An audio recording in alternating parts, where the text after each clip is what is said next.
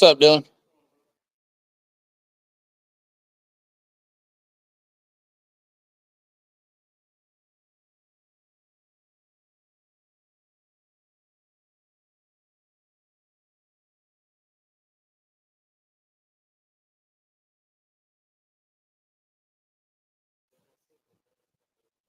All right, what's up, guys? We are back and again in person.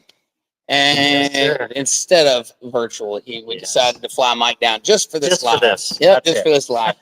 No, we got some special things going on here in the shop. We're not quite ready to disclose yet, but just know we teased it a little bit on Easy Ends page. Something coming soon.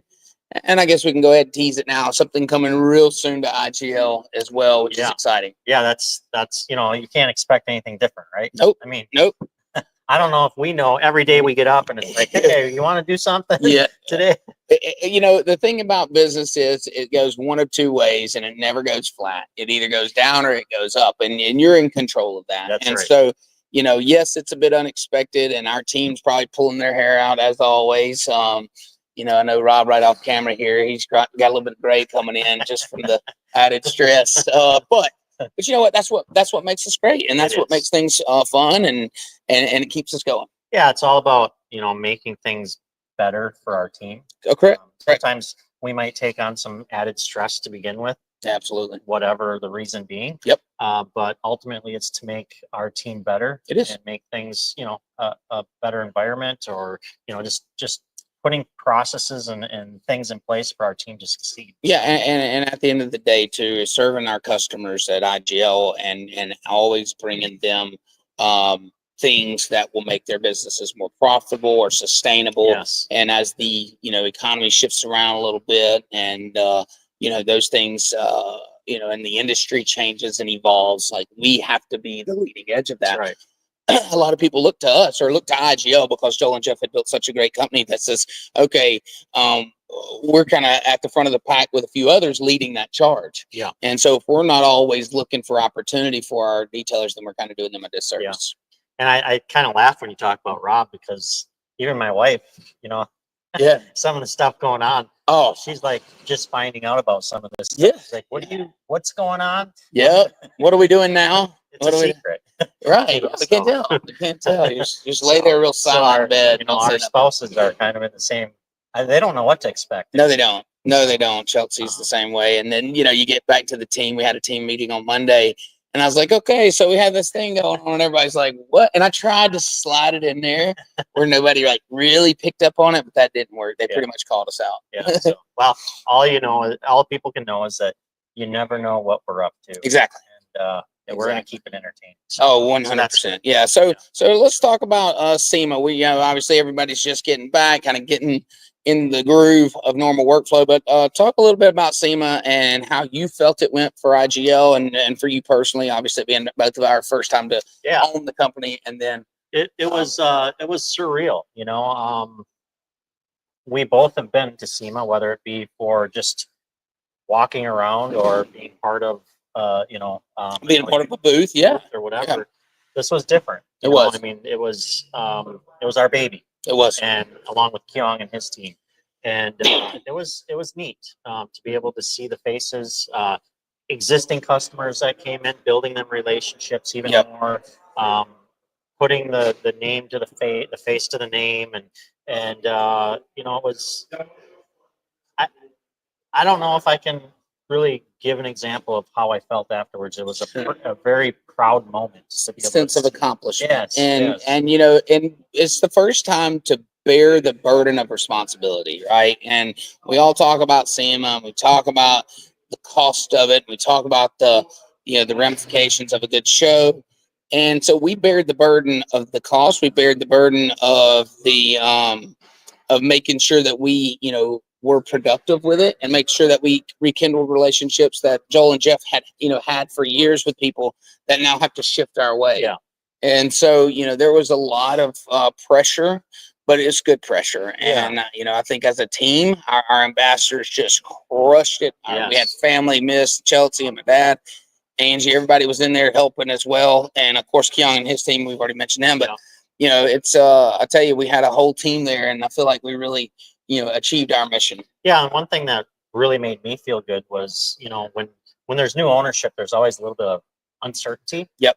And I know in the very beginning, and then there's a lot of gossip or whatever in the industry, like, hey, what's going on? Oh yeah. And what was really neat was hearing industrial leaders come up to us that we have relationships with or we look up to, and for them to come up to us and say, hey, I see what you guys are doing. Yeah. And it's amazing. You guys are doing a good job. Your team is very professional.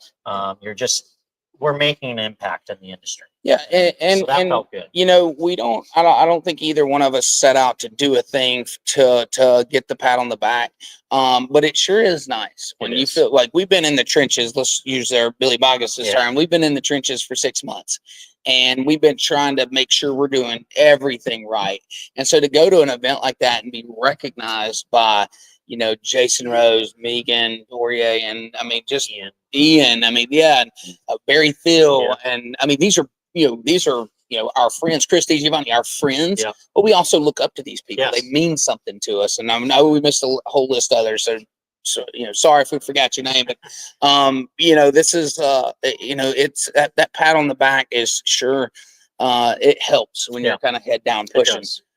So another thing that I want to talk about, and I touched on this in a very short video that I made while I think I was leaving SEMA or something. It was ROI, and so when you do an event like that, you spend a lot of money. I mean, let's just say it's in the 6 figures. Okay, so it's a lot of dollars, and people are right when they question, do you have return on that? Can you get your money back? And that's rightfully questioned, right? And I think there's been times in IGL's history, and there's been times in a lot of companies' history where they scratch your head, right, when you're running the budget out and going, how do we justify this big expense? And there was a couple of booths that we talked to. That was kind of the topic of it was the topic of the show. With a lot of the ceramic companies and everything else. But what really felt good is after the show, some of the same people, we've all talked about it, but we all have this same goal in mind this week, and that's follow-up. Following up. I heard the same thing from all the other guys. Tommy from Angel Wax said the same thing. He made a post the other day. This is the week that we have to follow up, kind of priming the industry, Yes. And that's what it really is, because, at the end of the day, there's thousands of people that we're providing to, servicing all of us companies, right? And it's that message from Tommy. The message from us is, hey, do your follow-up. And we can make an ROI off this. Absolutely. So that we can make these events less stressful for all of us. But it's going to take, everybody needs to do that part. And they do, and I'm going to explain that to you. So when you think about someone that's visiting a trade show, a detailer coming to a trade show, they are not in a buy now mentality. They're in a look, they're in a conversate, they're in this maybe strike a deal, set up an account, meet people. They're in that mentality, have some fun, party it up. That's the mentality, right? So they set up an account with you, they give you their name and number, but they're not what's called primed for purchase. They're not ready to spend $100 at that point. What happens though is after that show, you have to reach out and keep that top of mind awareness with them. They need to know that IGL's there even after that handshake. And so that's touch points all along the way over the next year or two. For when they are in that moment and they just sold a coating, or they just had a water spot job that they were struggling to get water spots off of, and we have a solution for that. That's when they're primed for purchase, and that's when they better know your name and they better have your number. And I think about, as a detail shop, we all get these big accounts. That big account just doesn't happen sometimes. No, I mean, once in a while it comes into your lap. But there's always this follow-up, like, hey, I'm working with this construction company because they asked about something. I haven't heard from them for 3 weeks. I need to call him and find out where things are going. It's the same philosophy. Absolutely. Whether it be a company like us or a detail shop, there's always the follow-up. There is. And so one thing that EZN used to get kind of ragged about, this is 8-9 years ago, was boat shows. We would go to boat shows and we'd give out literally, and I'm not exaggerating, hundreds of thousands of dollars worth of estimates.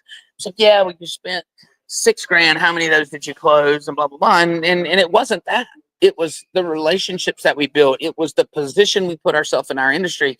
And so when someone thought about marine detailing, they thought easy in because they would see us at the boat shows, they would see us at the car shows and at the events, and we were always there just singing our song, you know. Yeah, no, I agree. And so, you know, when I think about ROI, the thing about it too is you got to have a way to measure it. So when we look at these estimates that we were given as EZN or accounts that we're creating, we're watching them say, you know, when do they purchase along that line, and then that purchase goes back to the cost of the show, and that's how we compare our return on an investment. Now, when you think about return on investment, it's not always net positive. In other words, the return may not supersede the investment. The initial, yeah. The initial, right? But it's the long game, and it's how many people now talk about IGL to a friend of a friend of a friend that doesn't get tagged for that SEMA event, but makes a purchase. Yeah, so, and some of that, it's even further. Like, you know, if we sign up 100 people, and them 100 people start to order, and then pretty soon they're putting, you know, their work on Facebook or, you know, whatever. Yes. It's the advertising. It's everything in one. And like you said, you know, maybe them 100 people, maybe 50 of the 100 people ordered, and maybe they didn't order enough to pay for your ROI for that year. But if they become a customer for 20 years, they did pay for it. It comes back. And another thing is people generally don't do a thing without asking. And I'm gonna give you a perfect example. It's EZN Outfitter started an ambassador program, right? And we made a video and we have a form to fill out. We expected hundreds of applications to pour in. Well, we had a deadline of a couple weeks, and so they just trickled in one by one, and we were unexpected. We were like, man, this is totally unexpected.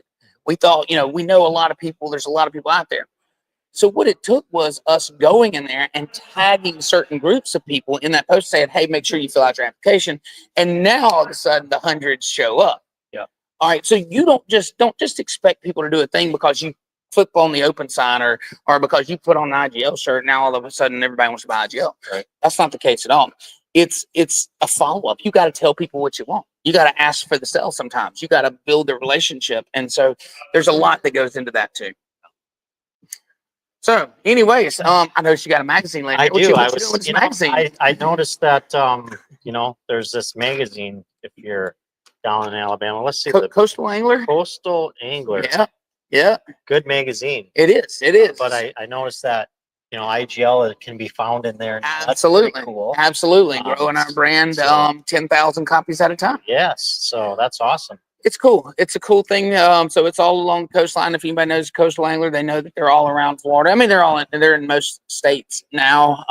But it's a cool magazine, and so IGL out offering our marine lineup in that for our DIY products. Yeah. Anyway. Yeah.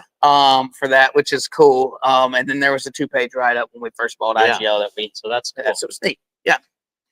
Okay, so since we can't talk about what we're doing behind you in the shop, I guess we'll kind of wrap this thing up. Just stating final thoughts. Final thoughts. You know, just be a good person. Yeah. You know, I know it has nothing to do with what we're talking about today, but you know, there's been a lot, and I see a lot of people talking about it is manifesting. That's the buzzword. You did a message the other day too, just manifesting, believing, using your thoughts and make action out of it. Yep. And part of that's just being a good person. Do good and be good and get back good, you know. So nothing to do with anything we talked about today, but that's been on my heart is you know, how do we help people? How do we become better people just in general? So, I think it's spot on, and it's absolutely kind of where I'm at in life and what I'm focused on. Another thing that I think, as far as my final thoughts would be, is find someone that pushes you. Find a friend, find a group that's always challenging you. Mike and I went for a little short run this morning, and I've been working on my pace to get faster. I have some big goals for 25, and so I was running in like the low 9s. And so I told Mike to set the pace today, and I figured he would run slower than what I'd been running. Well, let's just say we sprinted out 3 miles at 8-minute miles, and I was pushed. So I was too. Find friends. It's a competition. Yes, it is. It is. And every time I get a little bit closer to him, he'd speed up. So I learned keep it a little bit of a distance, and he wouldn't speed up. Yeah. So But find friends that push you. Find a group that pushes you. People that just tell you what you want to hear are not the people you need around you. People that will tell you what you need to hear, whether you like it or not, are who you need to have around you. And- Sometimes that's great. Sometimes it's not so great, but it's always for your best interest. And I think that's what I told you after the run. I didn't want to run that fast either, but I remember you saying that your low 9s are good for you. So let's get in the 8s. Right? And that's what we did. And I thought I was going to die. So, all right. Always a good time. Appreciate you, brother. And we'll see you next week. See you guys. Oh, yeah. Oh, we got some comments. Sorry, guys. Thank you, Chris. All right. So, Brandon Lambert, what's up, fam? Billy Smith. Hey, fellas, looking good. Nice. Misty. There's Misty. Oh, there's Miss. Good morning, fellas. Jordan. Good morning, sunshines. Jesse and Jordan have a really good relationship. What an A team. I mean, they really do. They push each other to get out of their comfort zone. And then Juliet Agamon, no, Misty Carlin. Okay, I'm not sure. Maybe they're friends. Anyways, hey guys, appreciate you guys tuning in. And Papa Joel's right off camera here, cracking up at us. So, all right, guys, we'll see y'all next week.